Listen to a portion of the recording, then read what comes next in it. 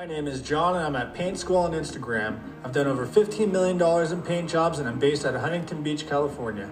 Aaron is at Alpha Painting on Instagram. He's managed huge commercial projects with impossible timelines and now is a few years into building his own operation out of Branson, Missouri. And you should probably check out our full process videos on YouTube because they're pretty badass. Our point in doing this podcast is to put our 40 plus years of combined experience to the test. We've seen a decline in the industry, and while I think it's a bit arrogant to think we can change it, we're giving it a shot. Listen up and let us know what you think. This is Paint Sniffers Podcast.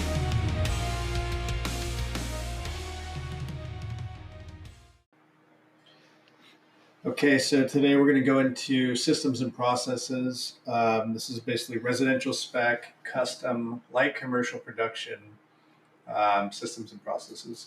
Given it's all in similar fashion compared to infill, heavy commercial, and industrial maintenance. So if we look at like an apprenticeship protocol, what did your first 4 years look like? So for me, back in the day when I started, there wasn't really, we weren't a union heavy area, so there was no official apprenticeship program. So you had to look towards somebody that was going to be training you. So, what it looked like for me, the company that I started with, you started on the ground, you're on your hands and feet, masking floors. I did that for probably 4 months straight, just in, nothing but like production, masking floors and condos and stuff like that. Then you eventually move up to sanding and learning how to putty with Crawfords and a 1.5-inch flex knife. From there, caulking. From there, masking. All the while that's going on, you're starting to learn how to back roll behind a spray guy. And then, eventually, you learn how to use a brush, which is usually in the form of doing touch-up throughout a process that was primarily, masking and spraying everything. And then eventually the very last thing you get to learn is, starting how to spray around the 4-year marker, which looked like, anytime you're pulling a trigger first off, it is usually behind, like doing primer rough-in, behind something that's getting back rolled. So, once you're familiar with the gun. What's that? You can't really mess it up. Yeah, you can't mess it up. Yeah, so then from there you're starting to learn how to spray siding, and then one of the last things you learn how to do is how to shoot a trim package and cabinets and stuff like that. So, yeah, that was similar to my background as well. My first 4 years in the painting industry was probably the same thing. What were your first 4 years? What year did that happen? Mine was 99. I think I was around 95, I think. Okay. 95, so for me, 96. Yeah, it was still the same kind of thing for me where, and the Crawford's putty, we're not talking spackle, right? We're talking orange can. Yeah, oil-based, Yeah, putty, you roll it up and you're basically spot fill and cut it off. Yeah. So same thing for me. We had, almost identical, really. Like spraying was quite a privilege, and you had to earn it. Brush work was a privilege, and you had to earn it. We went for a long time before doing any kind of real painting. And then, you find out why. It's like you start painting and you have all these fuck-ups that you make, which people make now, but you learn why. It's not that simple to just do a really nice paint job. There's kind of a lot to it. Yeah, and the Crawfords and a knife thing was skill. So, like, after I'm, 5-6 years in, I'm out in the wild, trying to find companies to go to work for, and you go to work for guys that are, like, taking lightweight spackling and rolling it and whiting and finger fucking door jams and sanding it and doing it again.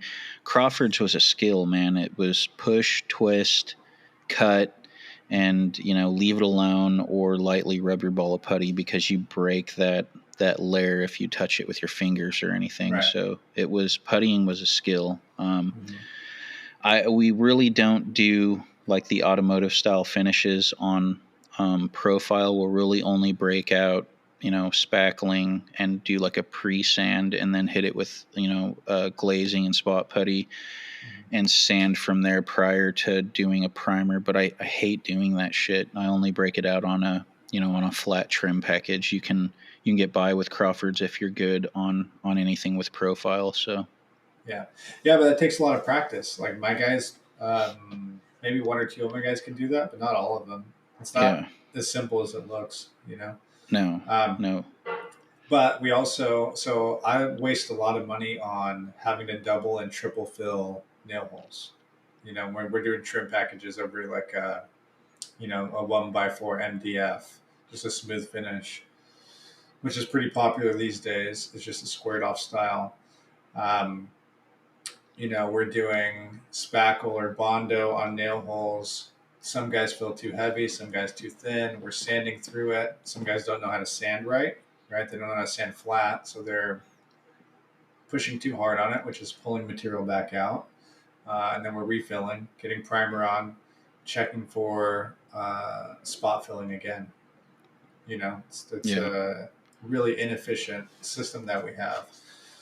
I'm mostly, if we're doing like new construction or new trim work like that, I usually have a couple specific guys that I'll have on those projects. Um, because otherwise it just turns into a nightmare job. It just keeps getting drug out. But yeah. yeah, it's not as simple as it seems. Yeah, so I mean, I would say versus spackling, like Crawford's 100%, man. Like spending 6 months with somebody that's doing it every day, Right. it's an acquired skill. But if you're not in production, that process is going to be extended. It could take a couple years to have somebody on par if they're only doing it every once in a while versus every single day until they get it down. Yeah, we've talked about that, right? It is a little bit more difficult to train somebody on residential work because you're changing jobs all the time. They have to be more well-rounded sooner, right? Because they can't. Yeah. If you're just waiting for them to patch nail holes all the time, like there's not a lot of nail holes on every single job you do. Yeah, Um, yeah, it's a nightmare training somebody in a repaint. I personally think because their learning experience is going to be extended, yeah, and a lot of people, a lot of guys have the mindset that if you're doing residential or you're doing custom homes or whatever you know that they're learning better than say commercial production. But I think it's the opposite because you can yeah, just beat that information into somebody and cram it down their throat yeah, over a very short period of time because they're doing so much of one thing for extended periods of time, and then yeah. you can move them to the next step. So I think if you overload people with information, they're going to learn slower, and just their skill set is going to take so much longer to build. Yeah, and it sort of gives you a fake um, understanding of where they're actually at, right? If you're teaching somebody how to cut in lines, let's say, well, that might not work because you cut in a lot, but um, if you worked for 3 days on teaching somebody cutting in and then didn't do it the next week, and then the week after you had a cutting in project, they would look good enough to be like, okay, yeah, they're getting it, right? So it looks like they've got it. You stop training them, and they really only learned halfway. They picked up a bad habit from another guy on the crew, so now they're doing it even a little worse than how they learned from you, versus doing it for a month straight. If they're Yeah, doing it day in, day out, even if it's like 2 weeks, 1 week, every single day, all day, you're going to learn a lot. But if you do it a couple days here, a couple days there, it's going to look like they know what they're doing, but they're not going to have like that full in-depth understanding of how we're cutting in, why we're cutting in, how we're loading paint on one side of the brush or the other. Um, there's a lot of stuff that gets missed in the really detailed side of it. yeah, For my guys, like I like making the first coat really nice on cutting in, and then the second coat goes super easy. But some guys will do the first coat fast, not so nice, and then just think, oh, I'll pick all that stuff up on the second coat. The little pinholes and all that shit. Um, yeah, and stuff like that. They don't. It's you don't get to that point of training in residential a lot because they're close enough, they're good enough. Now we're just focusing on production. We're not looking at really high detail training anymore. Yeah, man, I think too, a lot of it is if you want to make a really shitty painter, then, hand them a brush before you hand them a roller, Yeah, hand them a sprayer before you hand them a masker. I mean, if you move them through all the different steps before they've mastered what should come prior, then you're going to have a dude you know, that thinks he's big shit but can't really do the basics. yeah, and that's I think it's easy to do. It's exciting for the employee to start spraying or actually painting right away. Um, so maybe you keep them entertained a little bit more in the beginning. But yeah, I think you build a bad painter overall. Like Yeah. for me, doing masking only for a long ass time, it was like you learn all the different ways that you could fuck it up, and like so if I'm masking ahead and like the job was always make sure that my sprayer never stops. Right? If my sprayer has to stop because of you fucked up. Right? Yeah. And so if you're masking and getting everything ready for the spray guy and the spray guy comes up on something, he's like, hey, get over here. You got to cover this. I'm going to spray, I'm going to get paint all over that thing. What's wrong with you? Right? So, okay, you cover the light better or all the way or whatever. The brickwork, hey man, you got to put plastic under there. My overspray is going to hit that, like not in Yeah. a nice way. They're not going to ask you nicely because they're under pressure. Um, but that's where you learn all that stuff about spraying, where this paint is going to go, all that, because if you mask it wrong, you get overspray. That's your fault. Yeah. But those beginning stages are where you learn all that other shit. When you're patching nail holes all day, when you're doing caulking, and you see how it looks after painting when you do caulking really nice versus caulking really shitty. You see all the mistakes that happen from the job that you did. Yeah. Another crucial thing is just guys, you know, they're around it. If they're around the process for multiple years, they're observing the next step. They're observing the things that they want to do, and by the time they do those things, they have a general understanding for it. So they're not going Right. into it blind. You know, Yeah.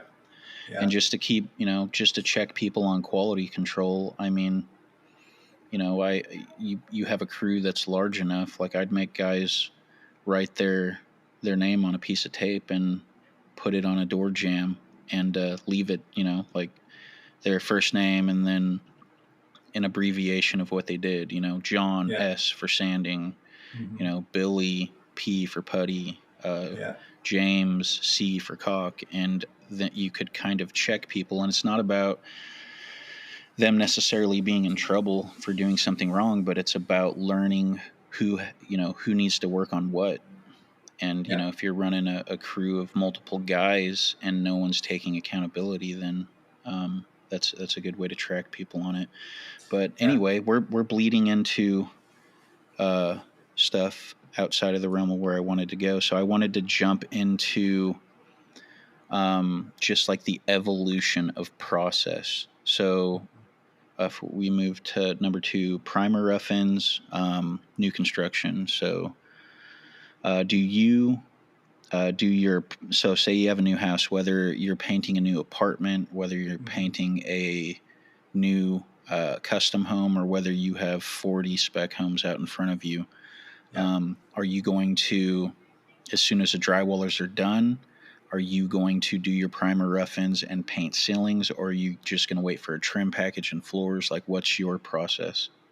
I'll get my primer done and ceilings done. So we'll get everything primed, walls, ceilings throughout, and then usually 2 coats on the ceilings, and then just touch up after that. We're not repainting ceilings. Maybe bathrooms might need to get repainted because of tile. If it's going to the ceiling. Um, and sometimes in the bathrooms, we'll just do our same flat throughout, right? If we're doing flat on the ceilings and all the common areas, we'll hit the bathroom ceilings with the flat as well, 2 coats so it's covered, and then come back in and brush and roll, semi-gloss or satin, whatever the spec is. Um, yeah, so that's typically how our process will go. Every now and then, we'll actually put a coat on the walls of finish paint. Um, that's case by case. If it's something that's super easy to do, we'll put a coat on there, knowing that we're still doing two coats on top of that. Um, but always at a minimum is primer throughout and finish on the ceilings. Yeah. Always. And I think with that, like you save, if you're in a house and you're like, we'll just wait for the trim package. Like you could be talking the difference if you're using, good equipment, gas hydraulic pumps or, larger sprayers to do your rough-ins.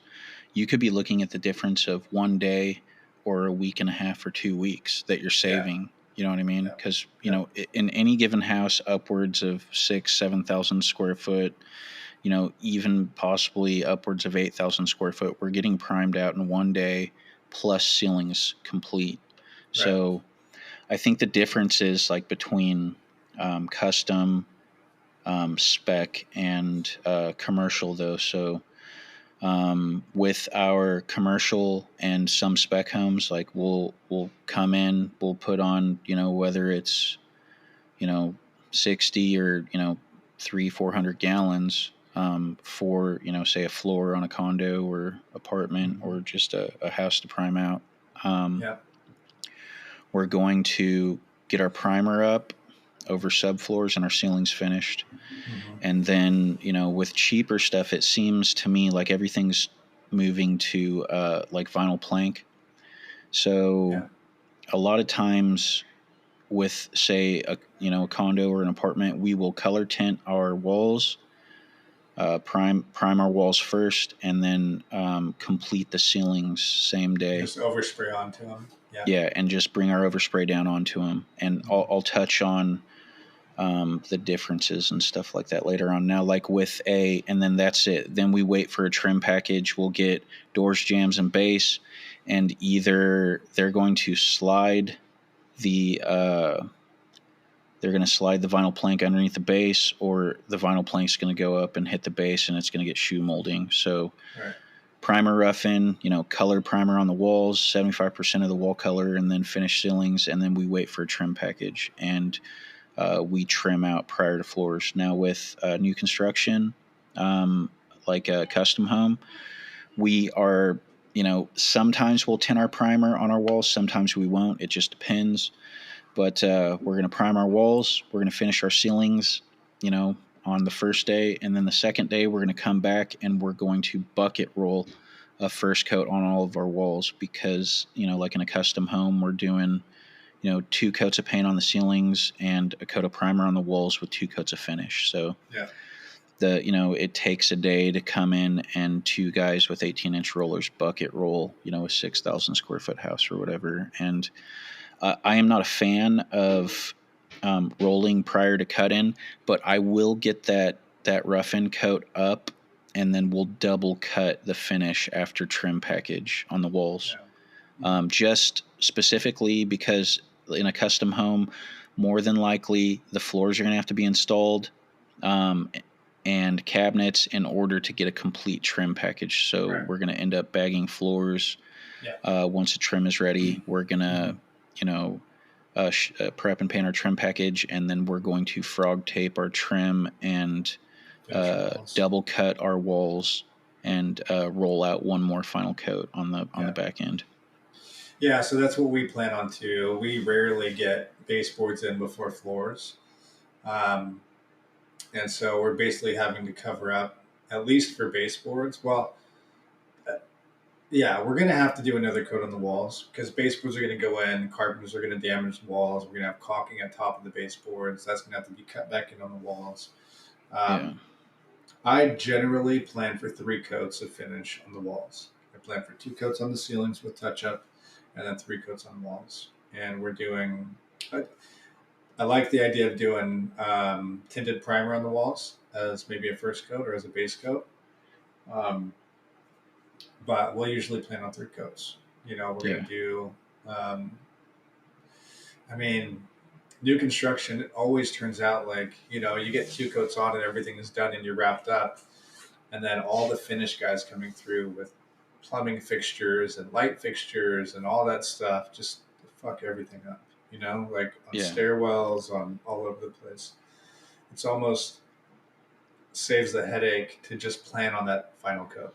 Yeah, so I Like think having started with like the end solution of process in terms of residential, this is the the process I just stated is kind of the end solution from the way things used to be, because back in the day, we would go in with like 840s or 1140s, or those 2510 spray techs back in the day. yeah, Our boss would run 8900s with like electric motors, and we just didn't have the output that I later on kind of erected like a better process. So mm-hmm. back in the day, um, we would color prime our walls, and we would finish our ceilings, and then there would be a two-man teams in terms of finishing walls. So it was the spray guy's job, and this is prior to trim package. We're going to prime walls, paint ceilings, and then we're going to final coat the walls before trim. Um, which that was the way I learned it. Didn't realize that it's not ideal until later on in my career, but multiple companies were doing that. I personally think because people get kind of just warped into processes that either they don't realize are efficient, or they're trying to put the bulk work out there so they can start getting draws and stuff.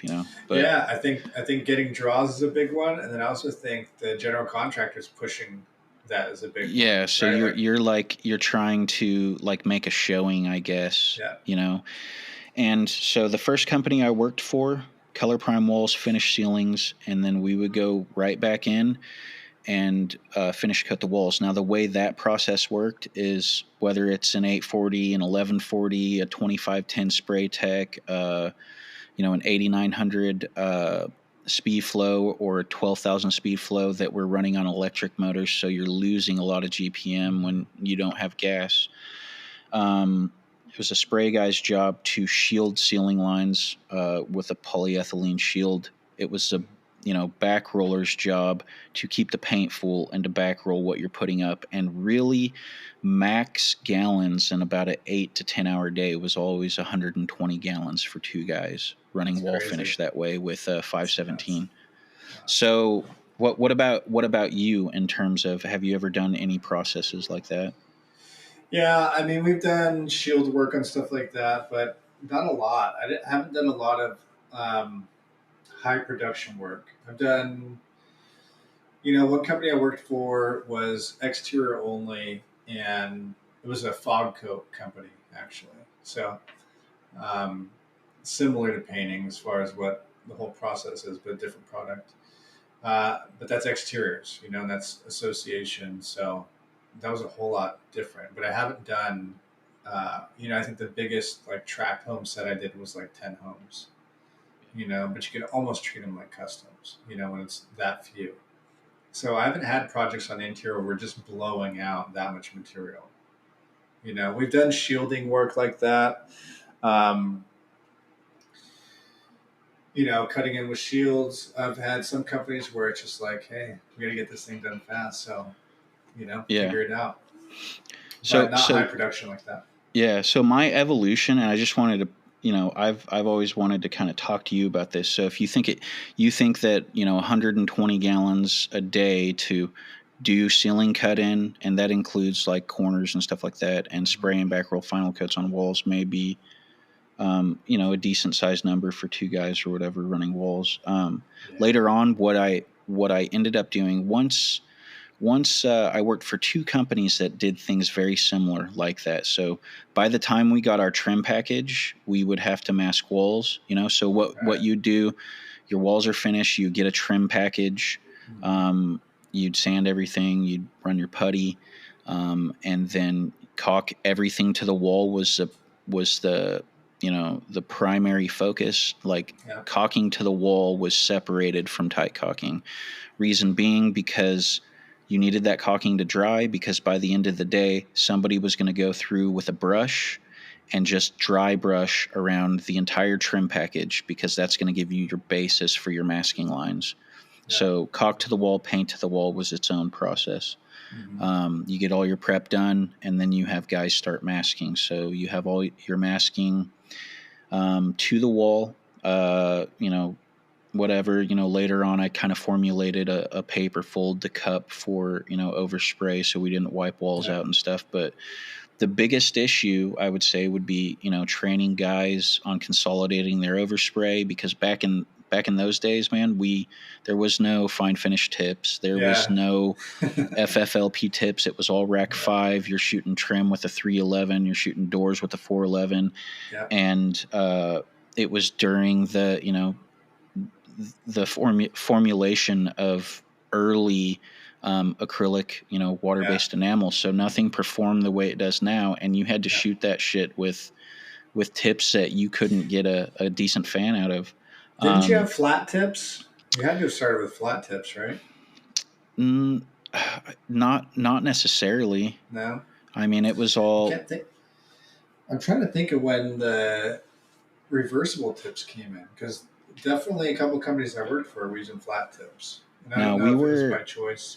we were using all rack 5 when around the time that I started, and then Spray Tech made a replaceable core tip that I was a fan of. So you could buy a tip. I want to say it was like, $29.99, and then you could buy 6 replaceable cores for like Oh, that's right. 19.99, and you'd Yeah. use a little Allen wrench Uh to huh. unscrew the core and put in a new Yeah. That's orifice. just for the or. Yeah. Yeah. Yeah, Yeah. and you'd replace the orifice, and I love those tips, but they did blow out a little bit faster than the Graco tips.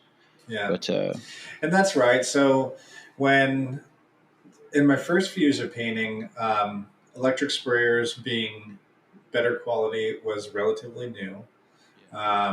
It was almost joked about how shitty electric sprayers were, and then because flat tips are like $5, you know, and I think the companies that I had worked for during that period just didn't want to spend $30 for a tip. It's like I could get a flat tip for $5. Why would I buy those reversible tips? yeah, It was like a who would pay that much kind of thing.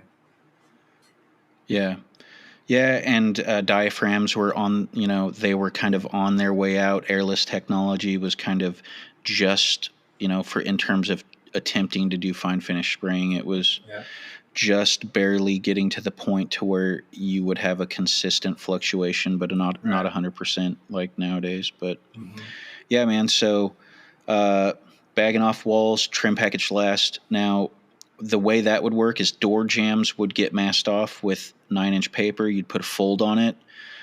Inside corners would get 3-inch paper. And then you would have to use a metal shield to shield base and pretty much erect your straight lines on baseboard. Masking comes down, doors go back up, which in those, with that process, we would pull pins and then we'd have to mask hinges. Yeah.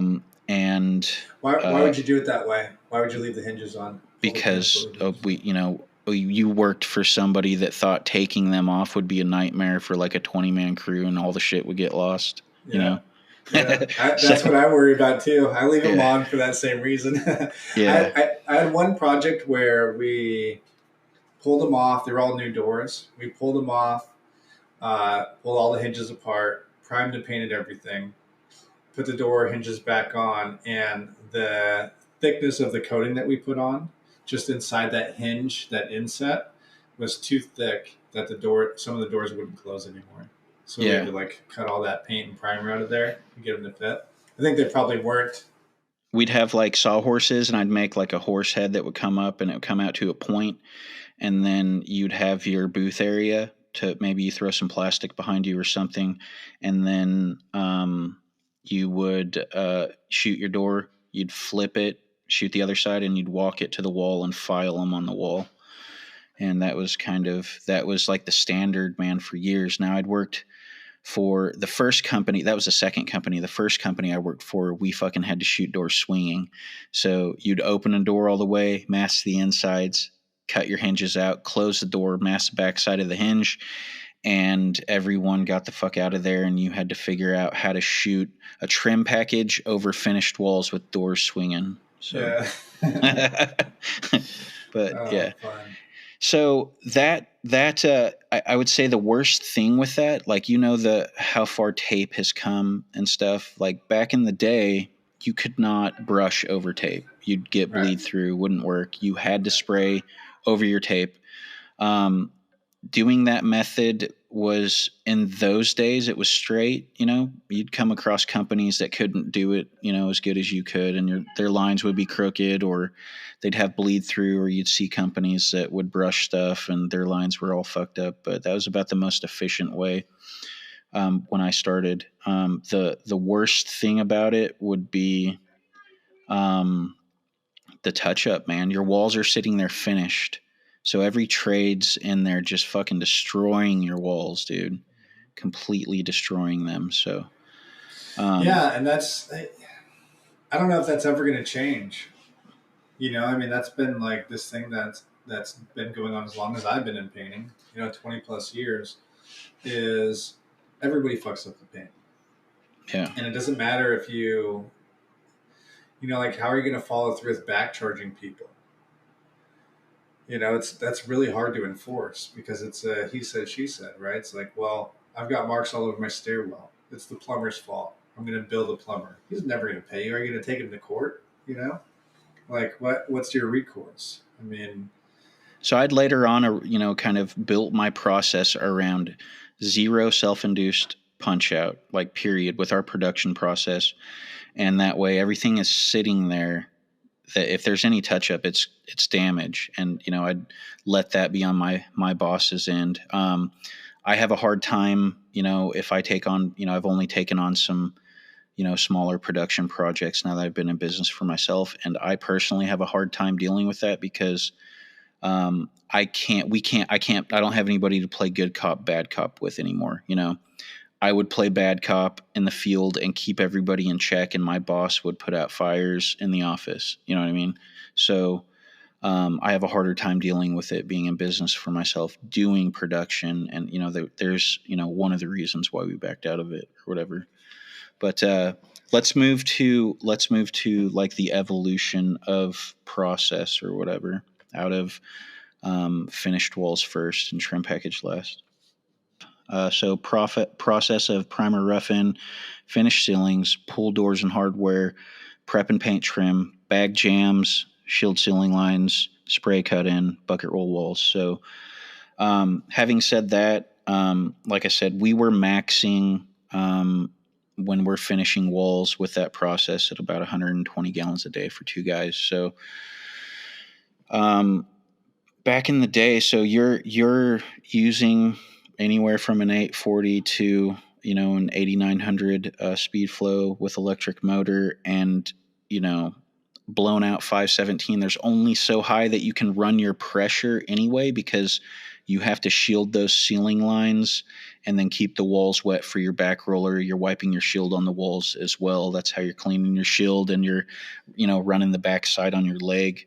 120 gallons finishing walls was pretty much max, dude. You couldn't go any faster than that. So, well, that's not shit compared to, what I later evolved it into. So what it evolved into eventually, same thing, primer rough in, spraying back over primer on your walls, finish your ceilings. What once I had somebody to kind of fund my ideas, like with this last company that I ran logistics for, we were running like 12,000 power twins. We were running, GH 300 DIs. So you're talking 3 gallons a minute. Like we're 3 times what we were doing. So with our primer rough-in stage, what I would do is we'd run 2 pumps. I'd have, whatever pump it was at 3 gallons a minute. And this is light commercial, so like student housing, apartments, whatever.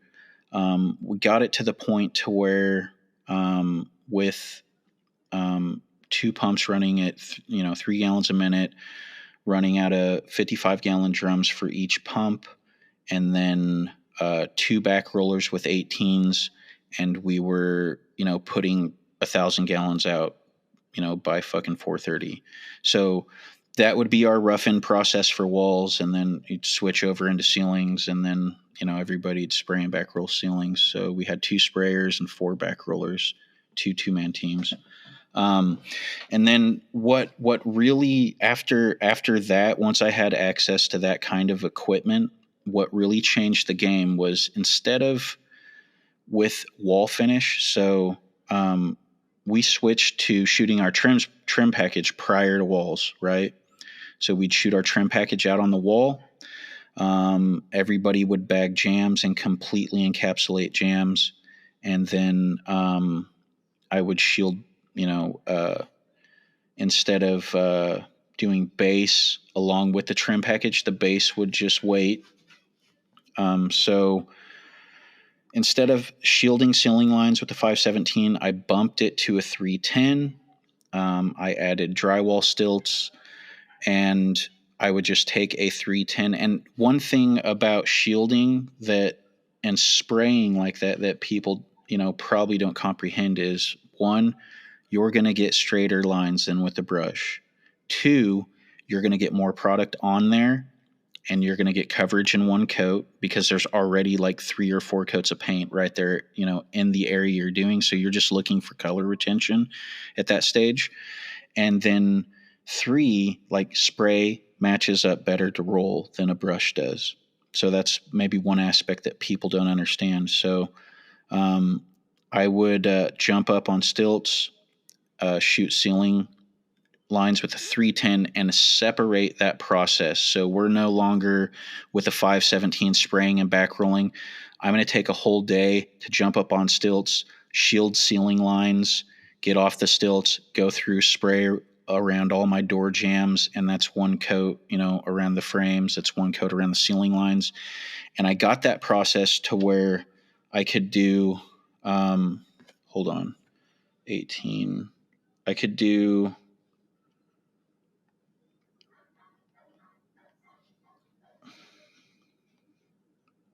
36 units a day in terms of straight ceiling lines. That's I think it's roughly the equivalent of 90,000 square foot of wall space. So 2,500 square foot, 4-bedroom, 4-bath student housing units, and then ceiling lines all in a day. And then, the following day we just have, guys bucket rolling walls, because I think unless your ceilings and your walls go the same color, same product, we're gonna bucket roll walls. If the ceilings were the same, like in some cheap condos and shit, then we would bag jams and spray and back roll ceilings and walls at the same time. Right. Now, if you're spraying in your cut-in lines at the ceiling, how far down are you coming? Are you coming down like a foot? No, dude. We're just 4 inches, talking something like that. like 4 to 6 inches. And the reason it's critical to let those lines dry is because when you're bucket rolling, you want to put your product and stop it at the base of your cut-in and work out, a 4 or 6 foot section with an 18, then fall back to your wet edge, and then blend it up into that cut-in. Yeah, you don't want to have enough room. Yeah, you want enough room to where you're like, you want your cut-in to be like that, 4 to 6 inches.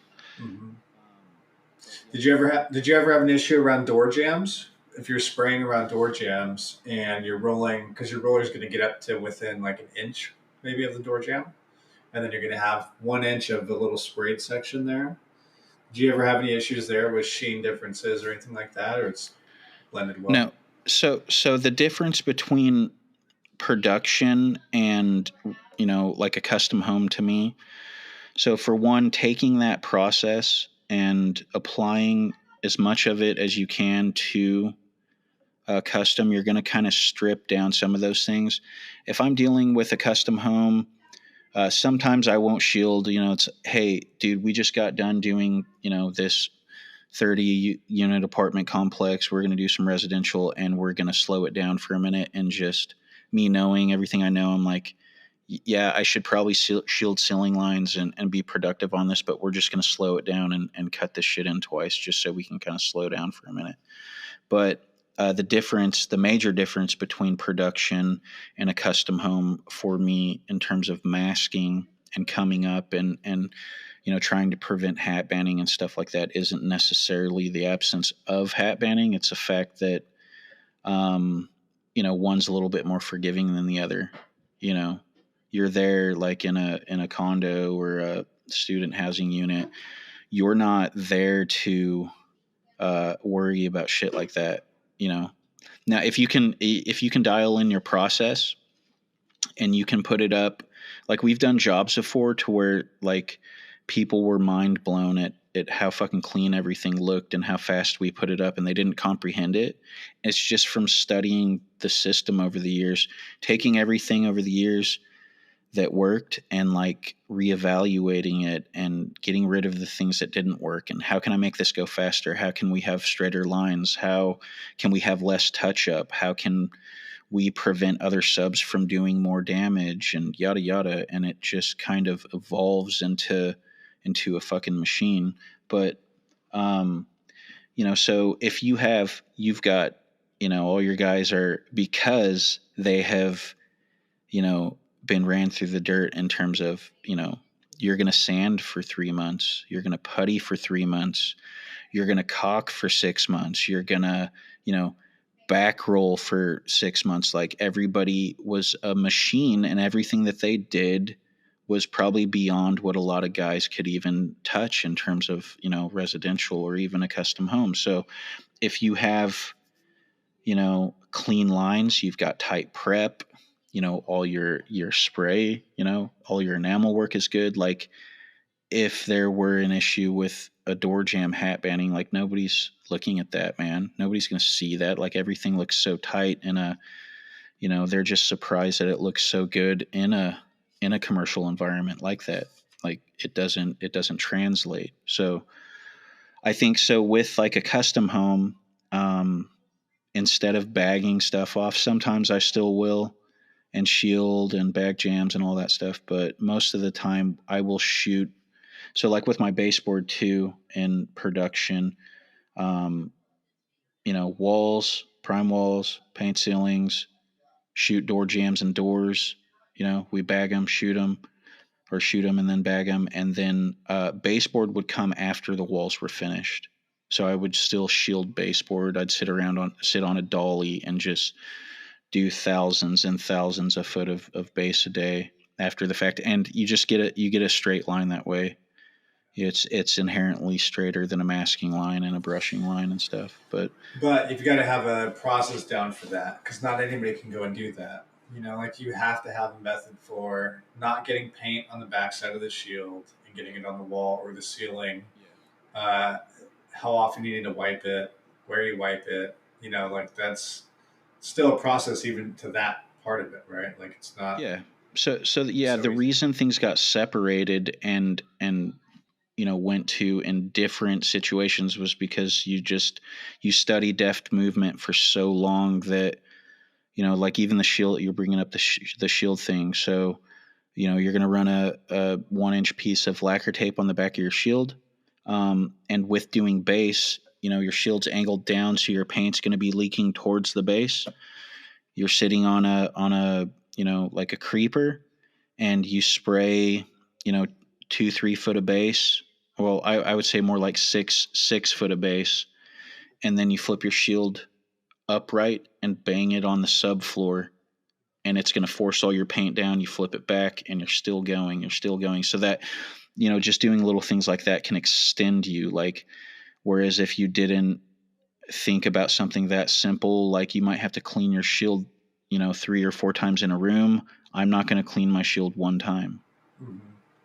Right. So that's a learned thing. That's where some people who see, there's a guy that was posting recently on Facebook. He just shields everything. It's like not covering carpet, not covering Yeah, I seen that. anything. And it looks That like apartment repaints or something, yeah. right?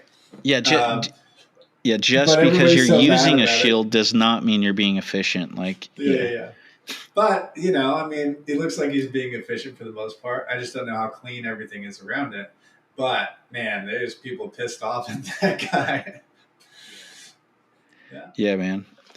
So yeah, and then the way that process translates into a custom home is I'm going to go ahead and do the baseboard with the doors and jambs, and I'm just going to frog tape everything. I'm going to frog tape the edges of the jambs. I'm going to frog tape the base, and we're just going to cut and roll everything.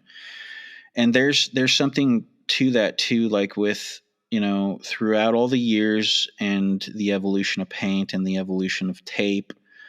It was only, like I said, only ever possible to really spray over your tape. You couldn't brush over it. Now, you work for some guys that, might do things similar, like shoot their trim package and run lacquer tape on the base and knife it on super hard to try and prevent bleed through. And then they'll freehand their door jambs, and use the tape that's on the base as a shield for fallout protection when you're bucket rolling. And that's fine or whatever, but you see guys talking about how making fun of painters that use tape, or I can freehand straight lines or blah blah blah, and I'm good with a brush, but there's nothing like a tape line, period. I don't give a fuck. Cool if you're brushing slick walls for 20 years, you can get pretty good with a brush, right? But you can't get tape accurate. And then go ahead and add some Spanish skip trail walls to that, or some heavy knockdown. It ain't gonna work out, dude. So Yeah, that's a big difference.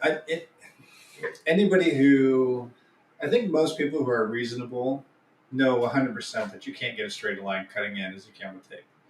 I think the people that are claiming, hey, I could paint lines better than that and faster than that, I think it's an excuse. Yeah. It's like just that. It doesn't even make any sense. You know who it is? It's like the guy that painted the office where my old lady works. Like my old lady sees my process and she's like, "Dang, I didn't know things went down like that," or and slowly over time she realizes what you are. You know what I mean? And then some dude goes and paints the office that she works, and they're like, you're not going to use tape. And then their response is like, real painters don't use tape. Right. And then your old lady's sending you pictures of how fucked up everything is. Yeah. Yep. Yeah. I mean, that's the kind of guys that say that. I mean, masking is a fucking requirement. You shouldn't even have a brush in your hands unless you've spent years masking, period. Yeah, 100%. Yeah, it's a big difference for us. When you're talking about using 517s wide open on big ass sprayers, 8900s, 12,000s. Well, which I did not bring up, 517 was when we're doing 120 gallons a day. When we're doing 1,000 gallons a day at 3 gallons a minute, we're pushing blown out 635s. Shit. That's crazy. But so look, my guys couldn't even handle that much pressure, right? Like my guys literally would not know what to do with that much paint, that much pressure. The spray man would have to slow down so that my guys could keep up, right? They're not even used to moving that quickly, working that hard.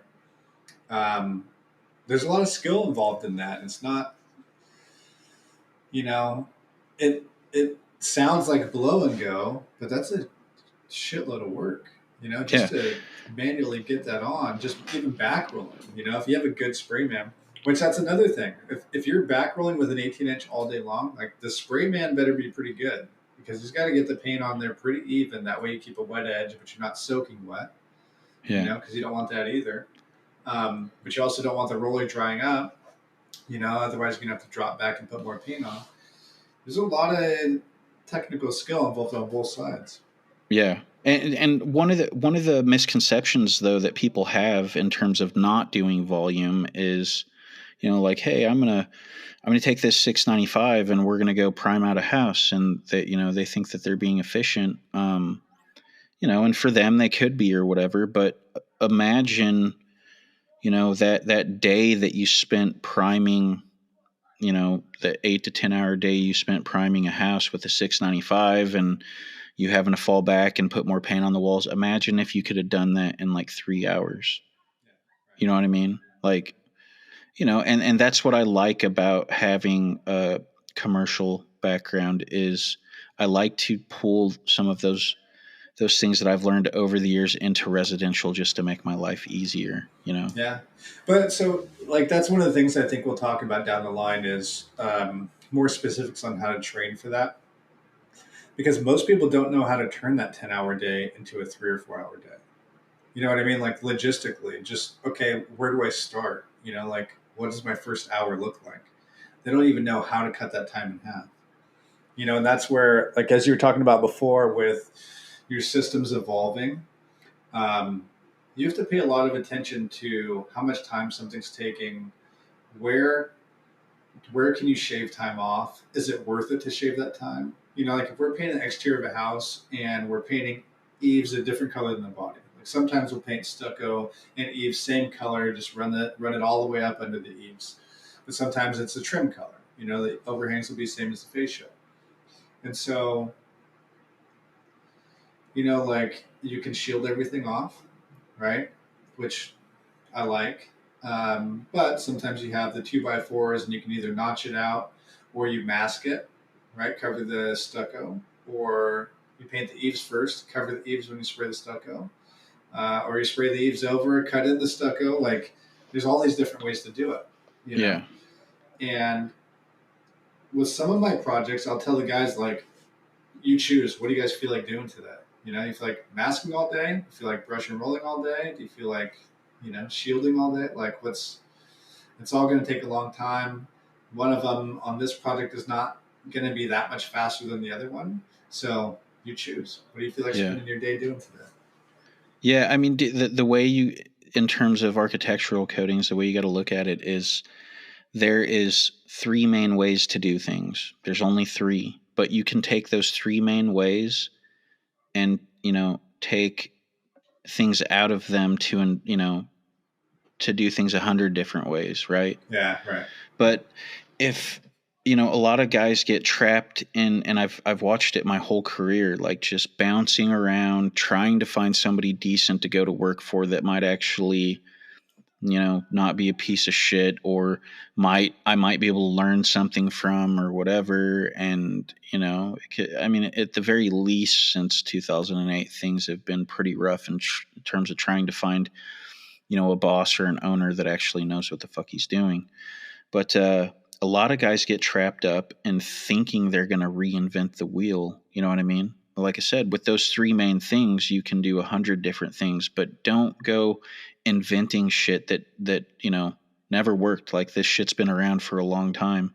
You know, um, it's it's essential that you master the fundamentals. You have to master the fundamentals. You can't just make shit up that doesn't exist and think you're going to be efficient. But um, I don't know, man. Like, what do you think?